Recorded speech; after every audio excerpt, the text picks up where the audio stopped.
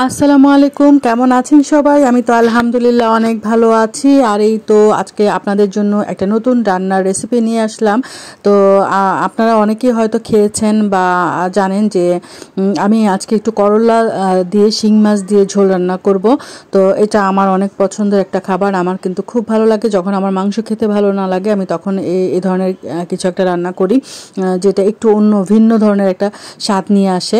তো করলাটা আসলে অনেকেই খেতে চায় না বা অনেকে পছন্দ করে, অনেকে খুব বেশি পছন্দ করে, আবার অনেকে একদম পছন্দ করে না। কারণ অনেকে মনে করে করলাটা যেমন একটু তিতা হয়, যেহেতু সবাই মনে করে আসলে যে করলাটা ঝোল রান্না করলেও মনে হয় মানে একই রকমের তিতা হয়। আসলে ভুল ধারণা।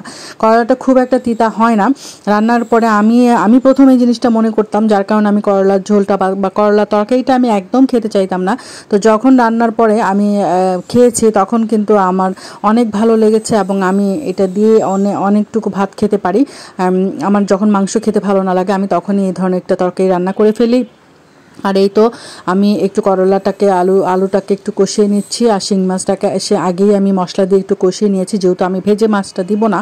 তো এই যে শিং মাছটা আমার সেই উঠিয়ে রাখা মাছটাকে আমি একসাথে দিয়ে দিলাম।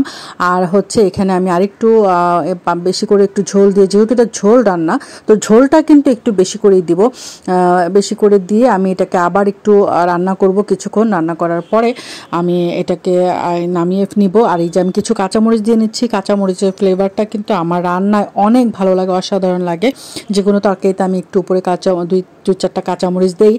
আর হচ্ছে একটু রসুন কুচি দিয়েছিলাম।